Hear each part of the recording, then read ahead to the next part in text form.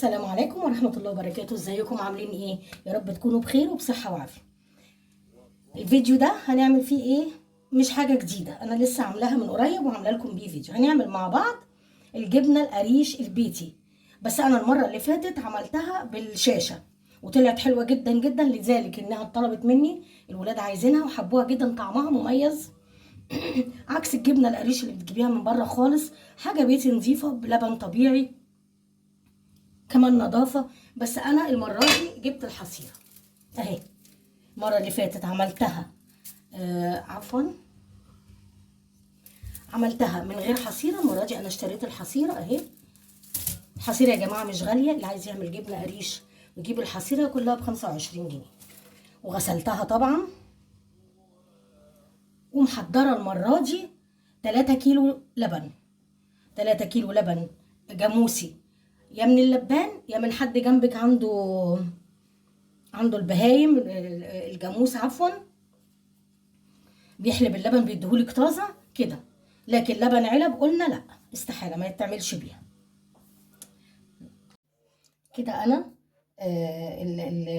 اللبن راب، بشيل القشطه اللي على الوش، بحطها في طبق. قلنا مش بنرمي القشطه دي، بنعمل بيها زبده.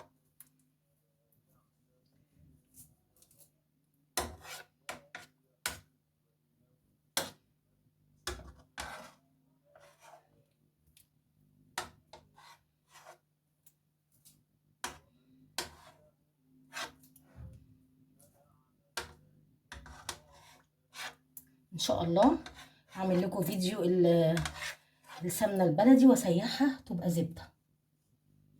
زبده فلاحي. الريحه يا جماعه بتاعت اللبن وهو رايب في منتهى الجمال. بس كده، القشطه اهي طلعت. هعمل ايه؟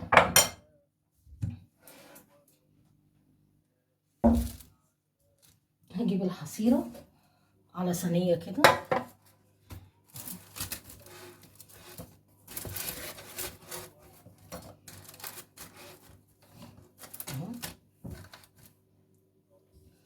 وانزل بالجبنه.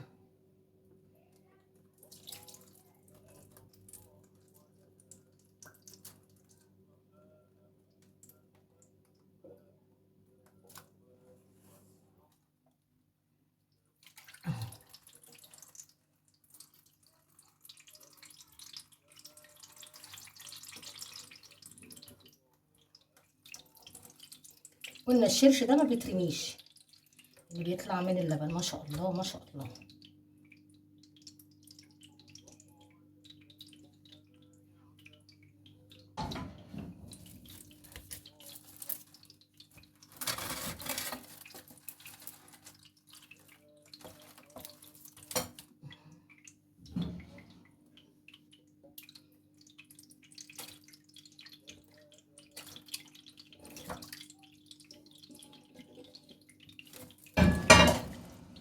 اهو يا جماعه،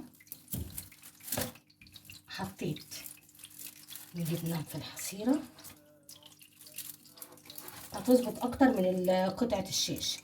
انا بقى هحط دلوقتي معاكي شويه ملح صغيرين.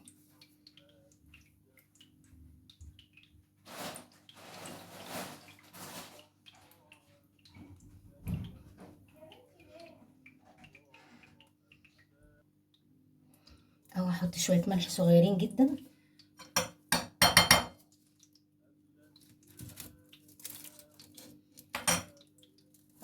واقلبها واسيبها كده للصبح كام ساعه بس.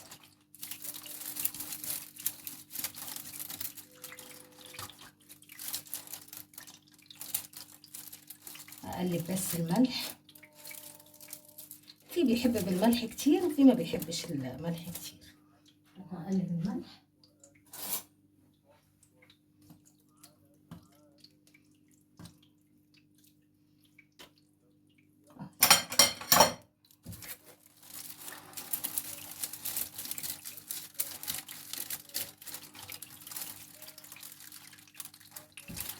بس. هسيبها كده وارجع لكم لما تجمد ونقطعها سوا. طبعا طبعا انا طلعت الشرش من الرب بتاع اللبن. لما راب اللبن بنطلع الشرش ده بيترمي؟ لا طبعا. بنعمل بيه ايه؟ بعمل بيه فطائر او قرص فلاحي. بحطه، ممكن انا استعمله احط فيه الجبنه اللي انا عاملاها بيحفظها، او حاجه كمان عندي مش، يعني عندي مش في البيت بحطه عليه، احط عليه قرنين فلفل واحط عليه. تحفه يا جماعه، بيبقى في منتهى الجمال. فانت لما تطلعي الشرش ده من الجبنه القريش مكان ما اللبن بيروب، ما ترميهوش. وكده يا جماعه الجبنه خلاص، هنبدا نقطعها القطعه اللي انت عايزاها. بسم الله. الجبنه في منتهى الجمال اهي.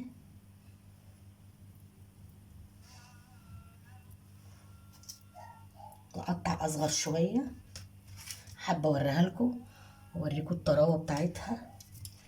الطروف طبعا ما بتبقاش مظبوطه قوي، بس طبعا ما فيش حاجه بتترمي.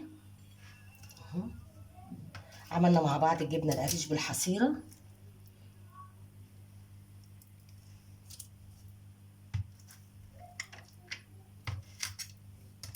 اهي، حابه اوريها لكم في منتهى الجمال. يا رب الفيديو يعجبكم، ان شاء الله اشوفكم في فيديوهات نافعه لينا جميعا كتير جدا اهي.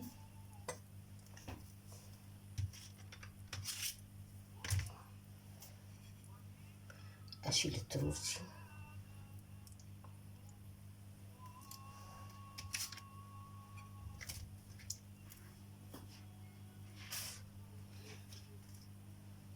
اشيل بقى الحصيره، اغسلها طبعا واشيلها لاني اعمل فيها جبنه على طول. اشيلها عشان تتغسل. وكده عملنا مع بعض الجبنه القريش بالحصيره. عملتها قبل كده بالشاشه، لكن المره دي طبعا طلعت تحفه وطعمها جميل، بس المره دي احلى واجمل. ما تنسوناش في اللايك والشير والسبسكرايب. اسيبكم على خير، والى اللقاء في فيديو جديد.